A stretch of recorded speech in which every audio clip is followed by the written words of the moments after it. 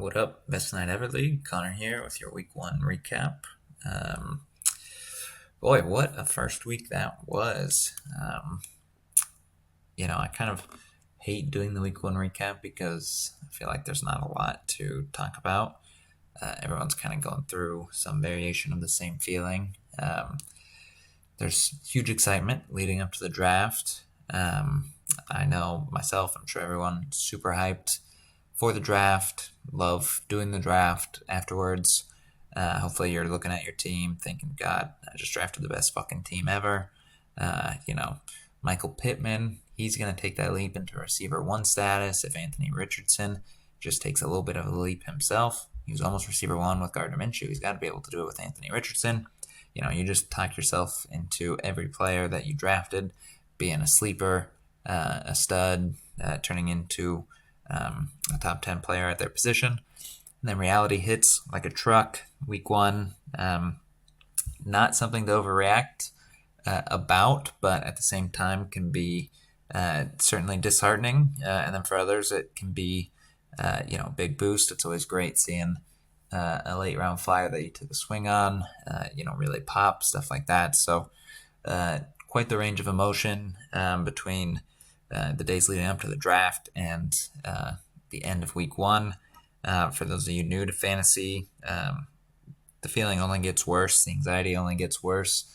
So you have a lot to look forward to. I apologize for not doing anything super exciting for this recap. I know now I only have one individual recap. Well, we all have one individual recap for the year. Normally I try and do something big for one of mine, but with it being the first week, and honestly I kind of forgot that I was supposed to do week one until Michael told me. I sadly did not prepare anything good, but I can promise you that I will do 150% effort with the joint one between Cam and myself. So you can have that to look forward to. And just because I'm setting the bar low doesn't mean you can all get away with doing lazy ass recaps either. So I thought with week one being, just kind of a wonky week, definitely a good time to do some kind of like stock up, stock down, some overreactions. So let's dive into it. This off season, or I guess leading up to the draft, I did some power rankings and got feedback from the league, and this is how it shook out. So we're going to check in with all these teams, kind of like given that is kind of their assumed status heading into week one, and we'll see where they stand after week one. So first off, Bobby, his stock, I would say, is a hold. Yes, he had a good week one. He was the high scorer. He barely beat Cam.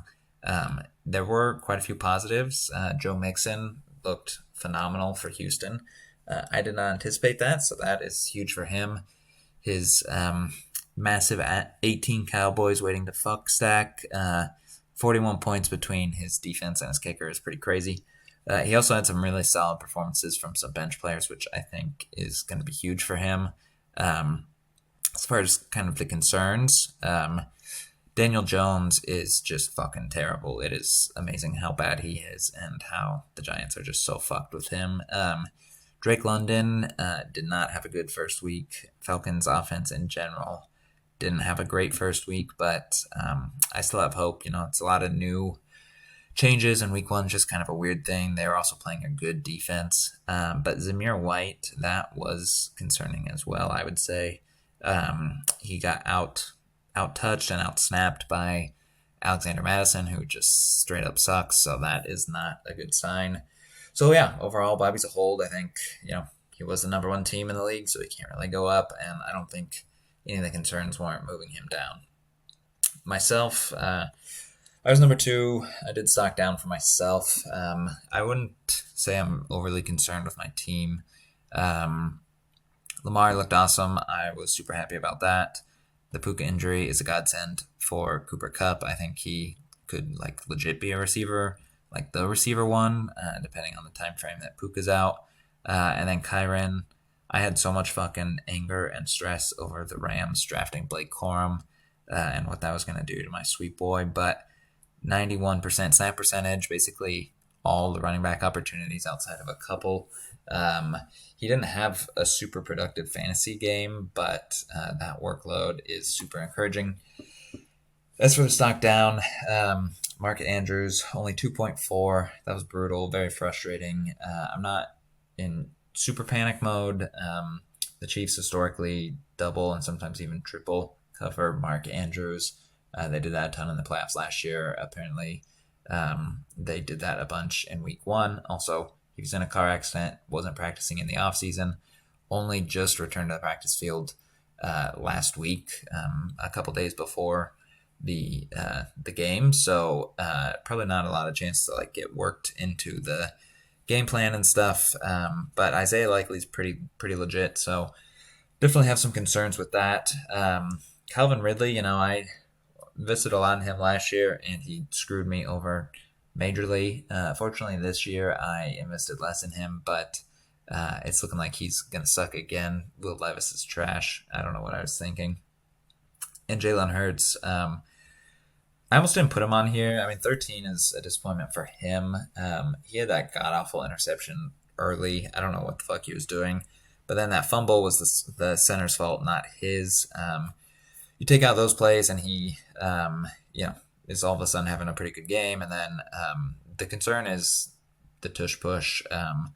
He should have had a rushing touchdown, but again, issue with the center, fumbled it. So, definitely some stuff to like work out. He was really frustrating towards the end of last year, despite all his rushing and stuff, just a lot of turnovers and a gross offense. So I'm more of a hold with Jalen, but 13 points is low for him, so I put him on here. Next up, we got Cam. Cam's a hold as well. This one was kind of a tough choice for me as far as how to move Cam, but ultimately I thought a hold was pretty fair. Definitely some good and some bad. He put up a lot of points, so that's a promising sign.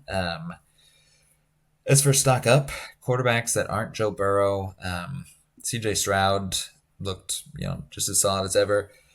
Jane Daniels, not a great passing performance, but their defense is horrible, and he runs a fuck ton, so if he can stay healthy, he's going to be a cheat code. And then Bears defense got him 27. Cam, if I were you, I would look to trade a second-round pick for that defense. And then he's got a couple young receivers. Malik Neighbors, for as bad as Daniel Jones was, almost put up 10 points. He led the team in targets. Brian Thomas was pretty impressive for the Jaguars. And then Tank Dell coming off a big injury. He looked pretty good. 2 carries. That's kind of fun. And then Nico Collins, he's just a flat-out stud, and that stack with CJ Stroud is going to be really fun. And then as far as stock down, the Bengals stack, it seems like there's been some pretty bad vibes in Cincinnati just in general with all the contract stuff. T. Higgins is essentially on his way out, just playing on the franchise tag. Obviously, Joe Burrow's not been able to stay healthy. Cam had the intelligence to not start Joe Burrow, so that definitely lessened the pain, but still, you don't want to see him getting only scoring 8 points, and you don't want to see the Bengals losing to the Patriots. I know Jamar Chase was coming back from the holdout and stuff, but only 9 points from him as well. Just not great. Cam has 2 good running backs, Josh Jacobs, Kenneth Walker, but after that, his only other running back on the roster is Javonte Williams, and he, I think, unfortunately, it's just washed. That injury, I think, probably just ruined his career. He sucks, and Cam has essentially no depth behind his guys. Kenneth Walker's already hurt, so that is kind of a tough spot for him. Then Dalton Kincaid, really, really bad game. Really weird. Just like low usage and stuff. He, I think, has the potential to be a really good tight end. He could, lead that team in receiving, but not a super encouraging start for him. So ultimately, some good and some bad with Cam, but I decided that a hold was probably the most accurate rating for Cam.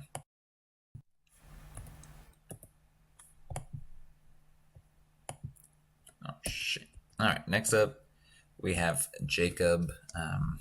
Jacob earned a stock down. He was the third lowest scorer of the uh, week.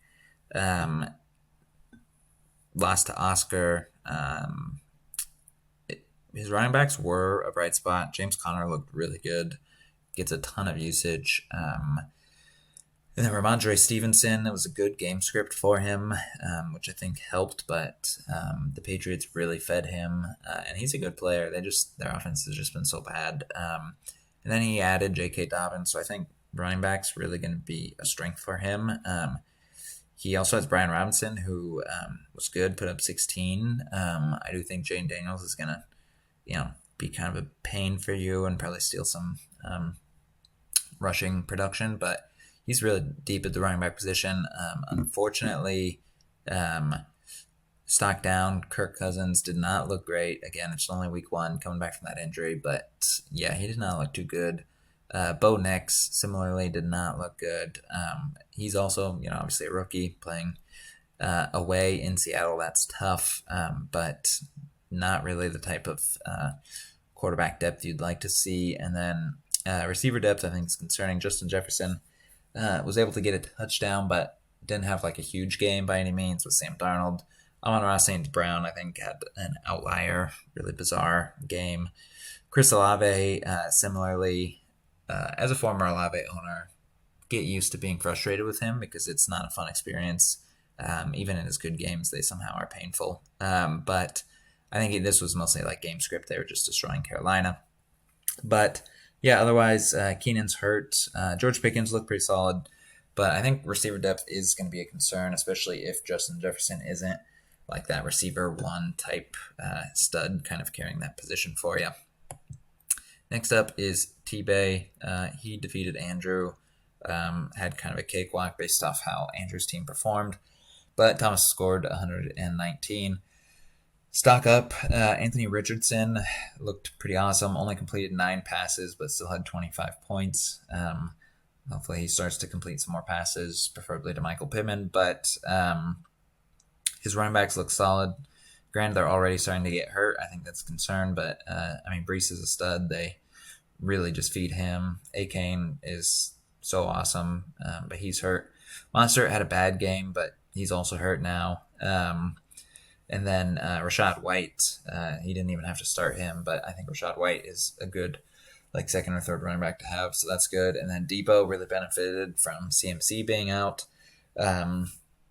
8 carries. I'm sure he's not going to get that once CMC's back and fully healthy, but maybe if it's a lingering injury, they will want to use Debo just a little bit more as a running back than how they have in the past. So worth considering. Stock down Justin Herbert. I think the Chargers' offense is just going to be gross. Their defense also is really good, unfortunately. So I think there's going to be so many 17-10, 17-13 type games.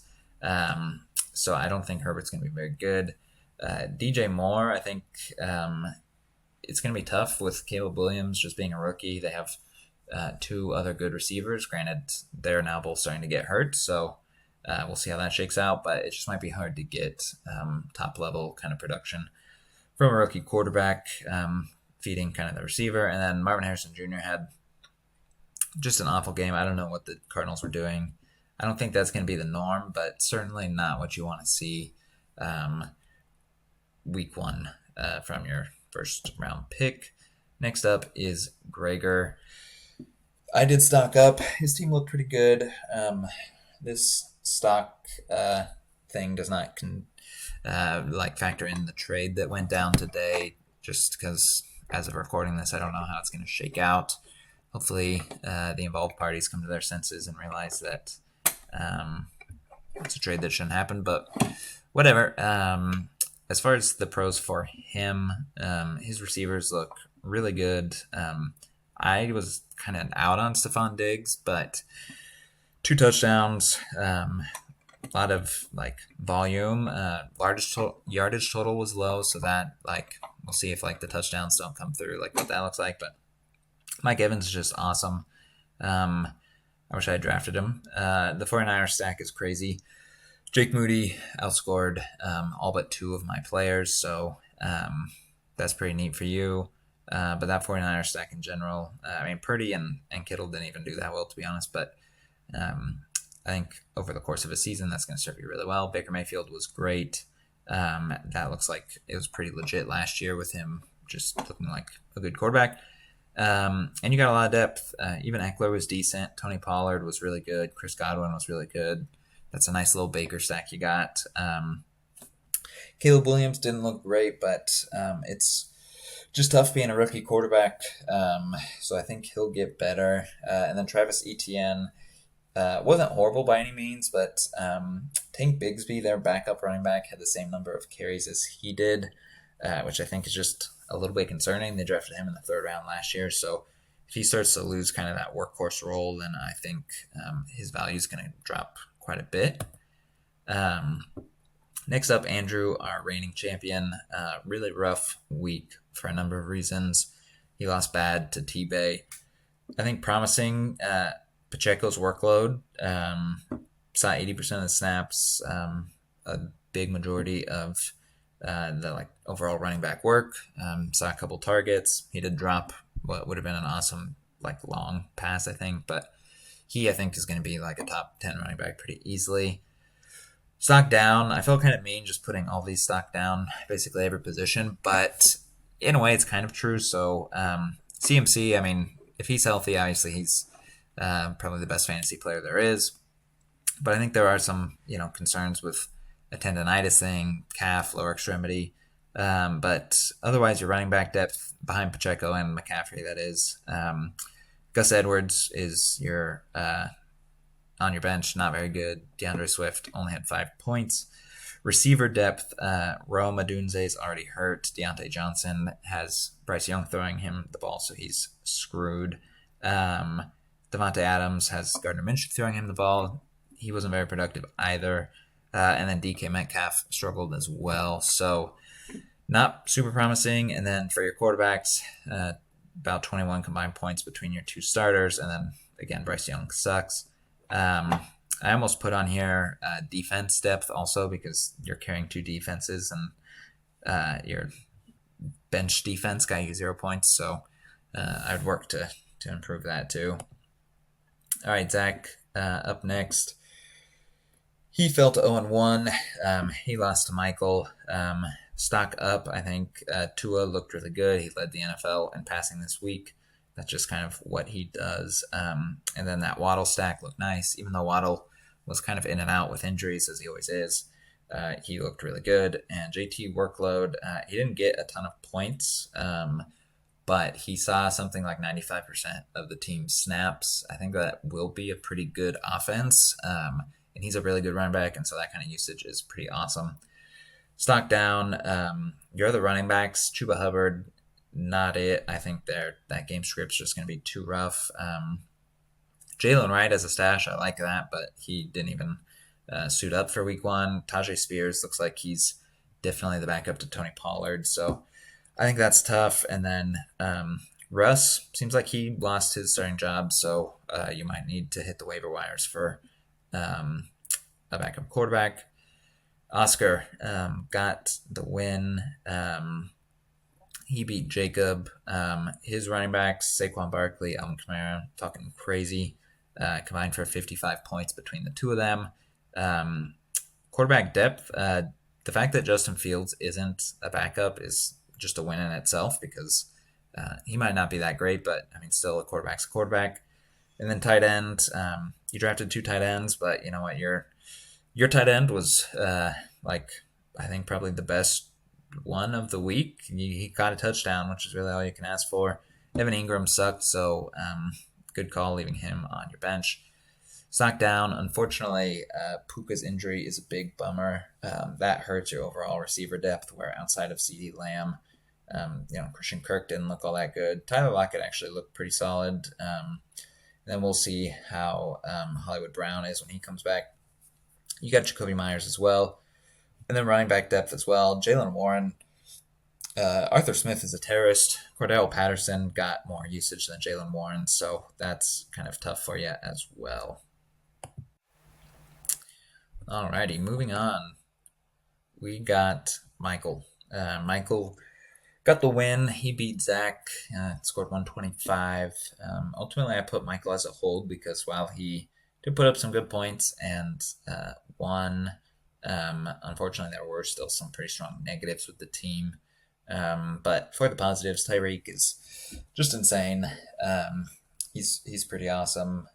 Aaron Jones looked really good. I was out on Aaron Jones. I thought he was kind of old and washed, but he looked good.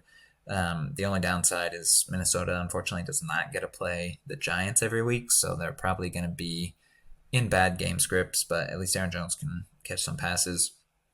And then Brock Bowers, only 8 points, but for a rookie tight end, that's pretty promising. He also, I think, led the team in targets. So I think he's going to be really good. Stock down. Unfortunately, Jordan Love's got hurt. It doesn't seem like it's season ending, which is a big relief, but it does sound like he's going to miss at least a couple of weeks. It's a bummer because he, I think, is going to be really good. And then Jaden Reed, who was looking incredible, is going to be obviously hurt by that too, now that Malik Willis is going to try and attempt to throw passes to him. And then Deshaun Watson, I think at this point, it's pretty safe to say he just flat out sucks. I don't think is very good. Obviously, the Dallas defense is tough, so we can see if, like, in the next couple weeks, he's got some easier matchups. We'll see if he can be good, but I just kind of doubt it at this point. So yeah, that's kind of where the teams stand. Again, I think it's important to remember, don't overreact to anything that happens in week one because it's only week one. It's just a lot of weird stuff going on.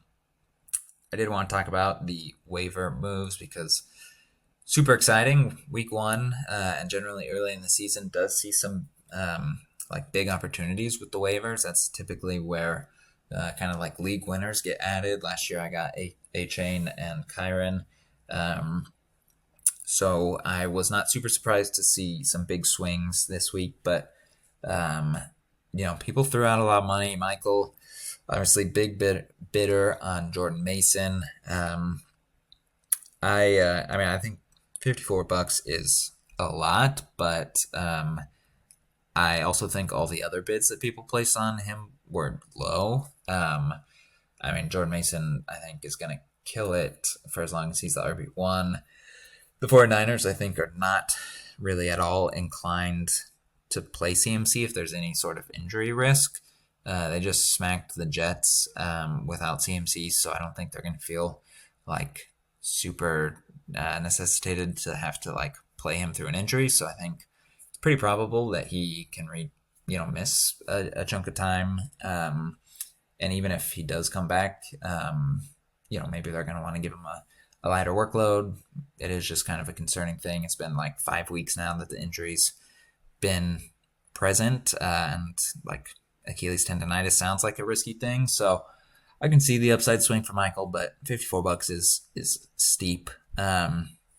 Isaiah Likely, T-Bay beat me by $1 on this bid, which that hurt. I haven't lost faith in Mark Andrews, but I kind of view Isaiah Likely as their like receiver 2, and then Mark Andrews is kind of their tight end 1. And so I would have liked to get him. Thomas makes sense that he swung big. David Njoku, high ankle sprain, so he desperately needed a tight end. I think Isaiah Likely can very, very easily finish as like a top 10 or top 7 tight end, so that's pretty big. Jacob going big for J.K. Dobbins. It's a lot of money, but I like it. I mean, if he's going to be your third running back, like that's some pretty good depth that he's going to have.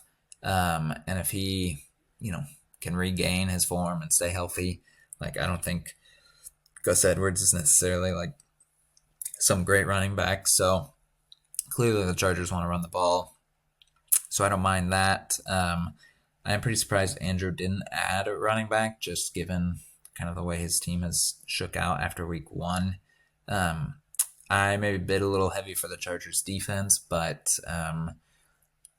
they play Carolina next week or this week, and I'm pretty psyched about that. They also have a weak matchup the week after, so I will be able to get at least 2 weeks out of them. And then the last waiver ad that actually cost money was Andrew adding Alan Lazard. I think that's a good bet. Mike Williams has proven he can't stay healthy. He didn't do anything this last week. he's apparently best friends with Aaron Rodgers, so as just kind of like a bench receiver, I like that quite a bit. And then week 2 matchups, it's going to be myself versus Michael facing off. Right now, Sleeper has me crazy high projected points. I don't know why my point total is so high, but I'll take it. Just means more disappointment, which is great. Andrew versus Jacob. I have Jacob as 1-0 there, but he is 0-1. So one of those two is going to get a victory, which is cool. And then between Bobby and Thomas, one of them is going to walk away with a loss. Then Oscar and Oscar and Zach. That should be a good matchup. We'll see if Oscar can get out to a 2-0 start. And then Cam versus Gregor. I think that'll be a really good matchup. Gregor's team, I think, is pretty feisty, and Cam obviously just put up 146. So yeah, I think that should be good. That's all I have for this recap. Good luck to everyone this weekend. And yeah, I will talk to you boys soon. See ya.